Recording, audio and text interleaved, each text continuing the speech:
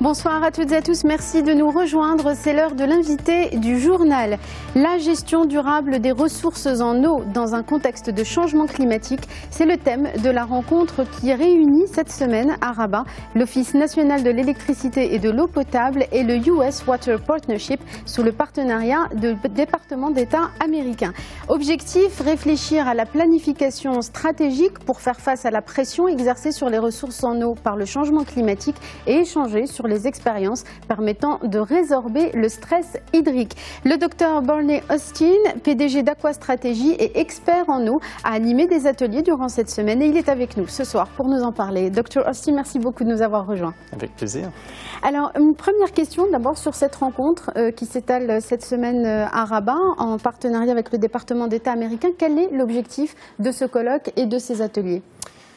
L'objectif était de partager les expériences que j'ai eues aux États-Unis sur la gestion des eaux et surtout sur la situation qui se présente pendant la sécheresse et comment on gère l'eau pendant ces situations qui se présentent surtout au Texas et aux États qui sont plus sèches, qui ont des similarités à la situation au Maroc. Alors, j'ai fait une série de présentations sur 10 différents sujets et l'objectif, c'était d'échanger ces informations et voir s'il y avait des opportunités de collaborer entre les États-Unis et le Maroc sur ces sujets. Alors, pour qu'on comprenne un peu la situation aux États-Unis et qu'on comprenne aussi les stratégies mises en place là-bas pour faire face à ce stress hydrique, quels sont les étangs les plus touchés? Est-ce que c'est un phénomène qui prend de l'ampleur aujourd'hui aux États-Unis et qui justifie donc une prise en charge encore plus efficace de cette question?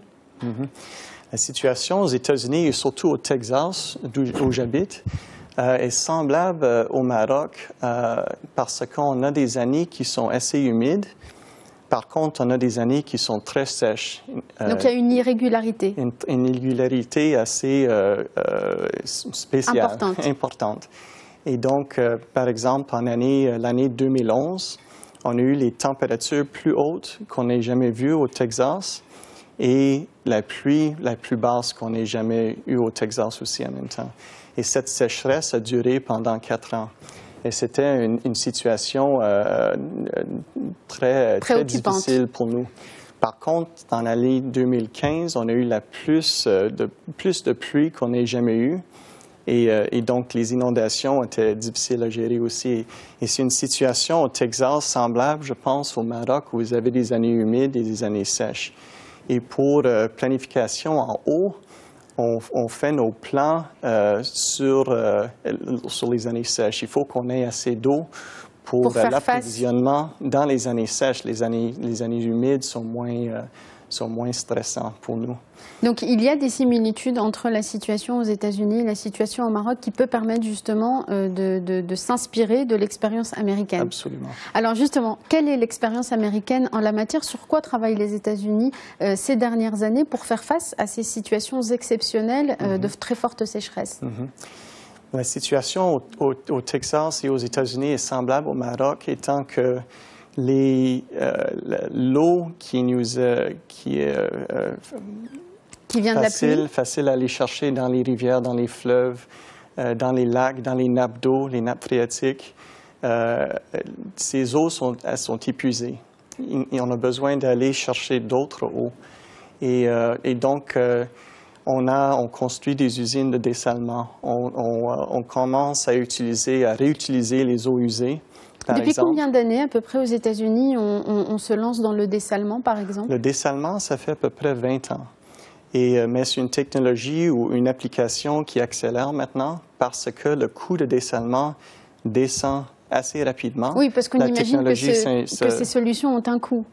Exact. C'est beaucoup plus cher, ça coûte beaucoup plus de faire un dessalement pour l'eau que d'aller chercher l'eau dans une rivière ou dans une nappe phréatique. Et donc, c'est des situations spéciales où il y a vraiment un manque d'eau, où ils font le dessalement. Et aux États-Unis, c'est non seulement l'eau de mer sur laquelle ils font le dessalement, mais c'est aussi les nappes phréatiques qui ont saumâtre, exact. Qui sont salées. qui sont salées. D'habitude, pas au niveau de l'eau de mer, mais à un niveau entre... Qui sont entre l'eau douce et l'eau de mer, exactement. En termes de salinité. Exactement. Et donc, on a beaucoup d'usines de dessalement qui sont à l'intérieur du pays et non sur la côte. On a les deux. Mais surtout, maintenant, il y a une accélération de l'application de construction d'usines de dessalement à l'intérieur du pays. C'est la preuve que le risque de sécheresse lié au changement climatique avance, ce qui explique qu'on en fasse de plus en plus. Et, pour nous, aux États-Unis, on commence à voir des situations où les inondations sont plus hautes qu'on ait déjà vues, et les sécheresses sont plus longues et plus sévères qu'on ait vues avant. Donc l'amplitude est de plus en plus forte. Exactement. Exactement. Alors, il y a besoin de chercher de technologies ou de préservation d'eau, de réutilisation des eaux usées, du dessalement, de différentes stratégies pour essayer de mieux gérer la situation dans les sécheresses. L'assumption, c'est que les sécheresses dans le futur seront pires que ce qu'on voit en ce moment. C'est pas très rassurant. Alors, en tant qu'expert en eau, vous avez pu échanger avec des homologues marocains. Quelle appréciation portez-vous sur les politiques qui sont mises en place au Maroc ces dernières années pour faire face également au stress hydrique? On rappelle que le Maroc, avec 80% de stress hydrique, ça fait partie des pays les plus menacés d'ici 2040, des 33 pays les plus menacés par le manque d'eau. Donc comment vous appréciez les politiques mises en place actuellement au Maroc? C'est très intéressant ici au Maroc. Vous avez une stratégie pour le développement du dessalement très agressive, une stratégie pour exploiter les énergies renouvelables. Et la combinaison de ces deux choses va vous aider à mieux être capable d'anticiper sur les risques. D'anticiper les changements climatiques ici.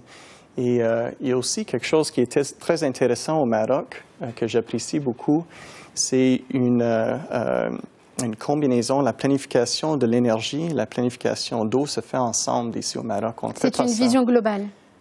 Très importante aussi, parce que dans le futur, quand on va avoir des températures plus élevées et peut-être moins de pluie, il y a une relation entre le développement de l'énergie et le développement de l'eau qui est très importante. Ils sont inextricables. Et ce n'est pas le cas aux États-Unis? Ce n'est pas le cas aux États-Unis.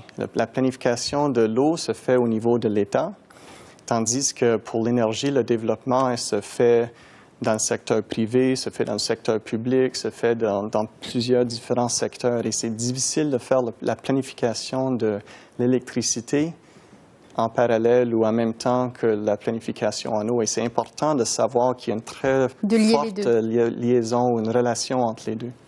Alors, une dernière question, Dr Austin. La question de l'eau est un enjeu majeur aujourd'hui, pas seulement au Maroc, mais sur l'ensemble du continent africain. Le Maroc est aujourd'hui très engagé sur ce continent pour accompagner l'agriculture durable, etc.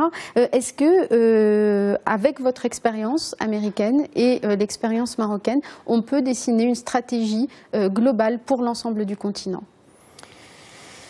C'est pour être capable